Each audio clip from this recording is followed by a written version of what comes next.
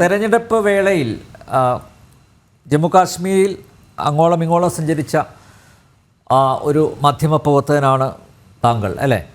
പഹൽഗാം ഉണ്ടാക്കിയ ആ ഒരു മുറിവ് ഇതുവരെയായും ഉണങ്ങിയിട്ടില്ല. മാത്രമല്ല, ഈ സംഘർഷത്തിലേക്ക് കടന്നപ്പോൾ വിദേശ വിനോദസഞ്ചാരികളടക്കം ആഭ്യന്തര ടൂറിസ്റ്റുകളടക്കം വലിയൊരു വിഭാഗം അവരുടെ ഏറ്റവും പ്രിയപ്പെട്ട സഞ്ചാര കേന്ദ്രമായിട്ട് കാശ്മീരിനെയാണ് കണ്ടിരുന്നത്. അതിലൊരു വലിയൊരു ഇടിവ് വന്നു. സഞ്ചാരികളുടെ എണ്ണത്തിൽ ഒരു ഇടിവ് വന്നു. ടൂറിസ്റ്റുകൾ അങ്ങോട്ടേക്ക് പോകുന്നതിൽ വലിയൊരു ഇടിവ് വന്നു. അതൊക്കെ ജമ്മു കാശ്മീരിലെ ജനങ്ങൾ തുറന്നു പറഞ്ഞതുമാണ്. കാരണം അവർ ടൂറിസത്തെ പൂർണ്ണമായും ഡിപ്പെൻഡ് ചെയ്യുന്ന ഒരവസ്ഥയിലായിരുന്നു. അവരുടെ അന്നത്തിലാണ് മണ്ണ് വാരിയിട്ടത് ഈ ഭീകരവാദികൾ അല്ലേ? ജമ്മു കാശ്മീർ വീണ്ടും പഴയ നിലയിലേക്ക് തിരിച്ചു വരും എന്ന് കരുതുന്നുണ്ടോ? തീർച്ചയായും അതൊരു 100% ഉറപ്പാണ്. കാരണം നിലവിലുണ്ടായിട്ടുള്ള പഹൽഗാം ഭീകരാക്രമണം കശ്മീരിന്റെ മനസ്സിൽ മുറിവേൽപ്പിച്ചു എന്നുള്ളതൊരു വസ്തുതയാണ്. അതേ തുടർന്ന് അതിന് ഭാഗമായുള്ള സൈനിക നടപടികളുടെ ഭാഗമായി ഈ ജമ്മു കാശ്മീരിലേക്കുള്ള വിനോദസഞ്ചാരികളുടെ എണ്ണത്തിൽ കുറവ് വന്നിട്ടുണ്ട്.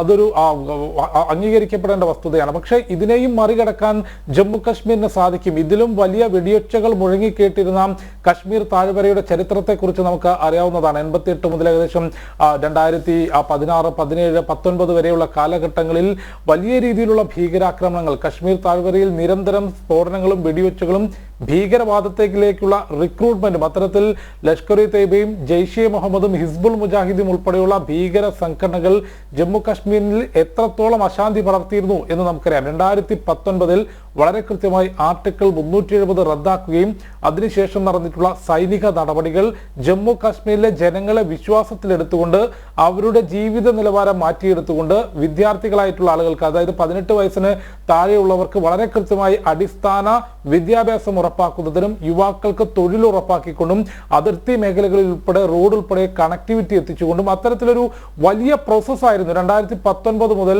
ഒരു വലിയ പ്രോസസ്സിന്റെ പരിണാമമായിട്ടായിരുന്നു ജമ്മു കാശ്മീരും നേരത്തെ ഞാൻ സൂചിപ്പിച്ചതുപോലെ ഭാരതത്തിന്റെ മറ്റേതൊരു ഭൂപ്രദേശം പോലെ ജമ്മു കാശ്മീരിന്റെ മണ്ണും മനസ്സും മാറി വന്നിരുന്നത്. അതിൽ ചെറിയൊരു മുറിവ് പഹൽഗാം ഭീകരാക്രമണത്തിലൂടെ ഉണ്ടായി. അതിന്റെ ഭാഗമായുള്ള സൈനിക നീക്കങ്ങളിലൂടെയും അതിന്റെ ഭാഗമായ ഒരു മുറിവ് ചെറുതായി കശ്മീരിന്റെ മനസ്സിലുണ്ടായി എന്നുള്ളതൊരു യാഥാർത്ഥ്യമാണ്, വസ്തുതയാണ്. പക്ഷേ അതിനെയും മറികടക്കാൻ 101% ജമ്മു കാശ്മീരിന് സാധിക്കുമെന്നുള്ള കാര്യത്തിൽ യാതൊരു സംശയമില്ല. അതിന്റെ നടപടികൾ ഇതിനോടകം തന്നെ ആരംഭിച്ചിട്ടുണ്ട്. ജമ്മു കാശ്മീർ ലഫ്റ്റനന്റ് ഗവർണറും മുഖ്യമന്ത്രി ഒമർ അബ്ദുള്ളയും കൂടാതെ കേന്ദ്ര സർക്കാരും ആ ഒരു വിഷയത്തിന്മേൽ വളരെ കൃത്യമായിട്ടുള്ള നടപടികൾ മുൻപോട്ട് കൊണ്ടുപോകുന്നുണ്ട് എന്നാണ് മനസ്സിലാക്കുന്നത്. വിനോദസഞ്ചാരികളുടെ ഒഴുക്ക് ഭൂമിയിലെ സ്വർഗം എന്ന് വിശേഷിപ്പിക്കുന്ന നമ്മുടെ കശ്മീരിലേക്ക് വീണ്ടും ഉണ്ടാകും, അല്ലെങ്കിൽ ആ ഒരു മാറ്റം വീണ്ടും ഉടനടി തന്നെ ഉണ്ടാകും. മറ്റേ മുൻപുണ്ടായിരുന്നതിന് സമാനമായൊരു വർഷങ്ങളെടുത്തുള്ള ഒരു പരിണാമത്തിന്റെ ഒന്നും ആവശ്യം ഇനി ജമ്മു കാശ്മീരിൽ ഉണ്ട് എന്ന് തോന്നുന്നില്ല. കാരണം കശ്മീർ താഴ്വരയിൽ നിന്ന് ഭീകരവാദ റിക്രൂട്ട്മെന്റിന് വലിയ തിരിച്ചടി ഉണ്ടായി എന്നത് തന്നെയാണ് ഈ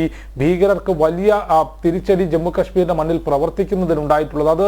അത് കശ്മീരിലെ യുവാക്കളോട് സംസാരിക്കുമ്പോൾ, അല്ലെങ്കിൽ ഈ വിനോദസഞ്ചാര മേഖലകളിൽ ഡൽ തടാകത്തിൽ, ശ്രീനഗറിലെ ലാൽ ചൗക്കിൽ, ബുഡ്ഗാം മേഖലയിൽ, അവിടങ്ങളിലെല്ലാം കഴിഞ്ഞ തവണ നമ്മൾ സംസാരിച്ചപ്പോൾ എല്ലാവരും കൃത്യമാക്കിയിട്ടുള്ളത് ഇപ്പോൾ ഭീകരവാദത്തിനെ പിന്തുണയ്ക്കാനോ അല്ലെങ്കിൽ അതിനുവേണ്ടി പ്രവർത്തിക്കാനോ ആളുകൾക്ക് താല്പര്യമില്ല. അവർക്ക് ജോലിയുണ്ട്, അല്ലെങ്കിൽ കശ്മീർ മാറുകയാണ്, വിനോദസഞ്ചാരികൾ എത്തുന്നു, ജീവിക്കാൻ മറ്റ് മാർഗങ്ങളുണ്ട്, പണം ലഭിക്കുന്നുണ്ട്. അതുകൊണ്ട് തന്നെ ഭീകരവാദത്തെ കശ്മീരിന്റെ ജനത മറന്നു വരുന്നു. അത് തന്നെയാണ് ഒരു ഈ പഹൽഗാം ഭീകരാക്രമണം.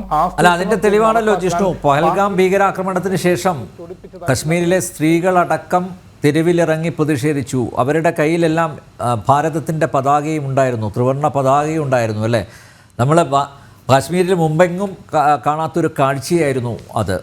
വളരെ കൃത്യമായിട്ടുള്ള ഒരു നിരീക്ഷണമാണ്. കാരണം എന്താണെന്ന് വെച്ചാൽ മുൻപ് ഇത്തരത്തിൽ ഭീകരവാദികളെ വധിക്കുമ്പോഴായിരുന്നു കശ്മീരിൽ ബന്ധും ഹർത്താലുകൾ നടത്തുകയും ആളുകൾ സൈന്യത്തിന് നേരെ കല്ലെറിയുകയും മുഖം മറച്ചുകൊണ്ട് വലിയ വിഭാഗം ആളുകൾ സൈന്യത്തിനെ കല്ലെറിയുകയും അത്തരത്തിലൊരു കാര്യങ്ങൾ കശ്മീരിൽ നടന്നത് മുൻപ് ഭീകരവാദികൾക്ക് നേരെ സൈന്യം നടപടി സ്വീകരിക്കുമ്പോഴാണ്. എന്നാൽ അതിൽ വലിയ മാറ്റം പഹൽഗാമിൽ ഭീകരാക്രമണം നടന്നപ്പോൾ കശ്മീരിന്റെ ജനത ആ ഭീകരവാദത്തെ എതിർത്തുകൊണ്ട് കശ്മീരിൽ സമാധാനം പുനഃസ്ഥാപിക്കണമെന്ന കൃത്യമായിട്ടുള്ള മുദ്രാവാക്യം വിളിച്ചുകൊണ്ട് കശ്മീർ ജനത കശ്മീരിലെ താഴ്വരയിലൂടെ മാർച്ച് ചെയ്യുന്നതും ചെറിയ പ്രതിഷേധ പ്രകടനങ്ങൾ സംഘടിപ്പിക്കുകയും നമ്മൾ കണ്ടിട്ടുള്ളതാണ്. അതുതന്നെയാണ് ഈ ഭീകര സംഘടനയെ ചൊടിപ്പിച്ചിട്ടുള്ളത്. ലഷ്കർ-ഇ തൊയ്ബയ്ക്കും ജെയ്ഷെ മുഹമ്മദിനും ഹിസ്ബുൾ മുജാഹിദിനും അടക്കമുള്ള ഭീകര സംഘടനകൾക്ക് കശ്മീരിൽ നിന്ന് റിക്രൂട്ട്മെന്റ് നടക്കാത്തതിനാൽ ഭാരതത്തിൽ മതത്തിന്റെ പേരിലും അല്ലാതെയും പ്രത്യേകിച്ച് ജമ്മു കാശ്മീരിൽ ജനങ്ങളെ വിഘടിപ്പിച്ച് നിർത്തുക, സാധാരണക്കാരുടെ മനസ്സിൽ ഭയമുണ്ടാക്കുക എന്ന വ്യക്തമായ ലക്ഷ്യത്തോടുകൂടി പാക് ചാരസംഘടനയായിട്ടുള്ള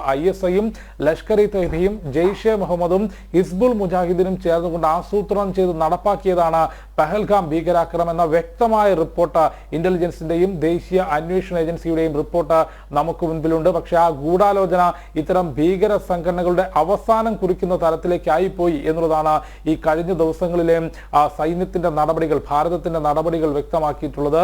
ബഹവൽപൂരിൽ നേരത്തെ ഡിനിസാർ സൂചിപ്പിച്ചതുപോലെ ഭാരതത്തിന്റെ അതിർത്തിയിൽ നിന്നും 100 കിലോമീറ്റർ അകലെ ജെയ്ഷെ മുഹമ്മദും മസൂദ് അസറും ഏറ്റവും സുരക്ഷിതമെന്ന് കരുതുന്ന പാകിസ്ഥാൻ സൈന്യം സുരക്ഷ നൽകുന്ന പാക് ചാരസംഘടന ISIയുടെ നിരീക്ഷണമുള്ള ബഹവൽപൂരിലെ ജെയ്ഷെ മുഹമ്മദിന്റെ ഭീകരവാദ പരിശീലന ക്യാമ്പിലാണ് നമ്മുടെ മിസൈൽ ചെന്ന് പതിച്ചിട്ടുള്ളത്. അത് ഇല്ലാതാക്കിയത് 2007 മുതൽ ജെയ്ഷെ മുഹമ്മദിന്റെ സുപ്രീം കമാൻഡറായി പ്രവർത്തിക്കുന്ന ഭീകരൻ അബ്ദുൾ റൌഫ് അസ്കർ ഉൾപ്പെടെയുള്ള കൊടും ഭീകരതയാണ്. അത്തരത്തിൽ കനത്ത നാശനഷ്ടം ഭീകരവാദികൾക്കുണ്ടാക്കാൻ ഇനി ജമ്മു കാശ്മീരിലേക്ക് അതിർത്തി കടന്നുകൊണ്ട് ജമ്മു കാശ്മീരിലേക്ക് വീണ്ടും ഭീകരവാദത്തിന്റെ ആശയവുമായി വരാതിരിക്കാൻ തക്കവണ്ണമുള്ള മറുപടി ഇതിനോടകം ഭാരതം നൽകിയിട്ടുണ്ട്. പക്ഷേ ഇതൊരു നേരത്തെ പറഞ്ഞതുപോലെ, അതിഥികൾ സൂചിപ്പിച്ചതുപോലെ, ഭീകരവാദത്തെ പൂർണ്ണമായും അവസാനിപ്പിക്കുക എന്നുള്ള ലക്ഷ്യത്തിനപ്പുറത്തേക്ക് പ്രതിരോധിച്ചു നിർത്തുക എന്ന ശക്തമായ പ്രവർത്തനം ഭാരതം നടത്തുന്നുണ്ട്. ഒപ്പം അനിൽ നമ്പ്യാർ ചൂണ്ടിക്കാണിച്ചതുപോലെ പഹൽഗാം ഭീകരാക്രമണവും അതിനെ തുടർന്നുണ്ടായിട്ടുള്ള നടപടികളിലൂടെയും കശ്മീരിന്റെ മനസ്സിൽ വീണിട്ടുള്ള ഒരു ചെറിയ മുറിവ് അതിനെ മറികടക്കാൻ വളരെ വേഗത്തിൽ, വളരെ പെട്ടെന്ന് തന്നെ നമുക്ക് സാധിക്കും, കശ്മീരിന് സാധിക്കും എന്നുള്ള കാര്യത്തിലും സംശയമില്ല. അനിൽ നമ്പ്യാർ.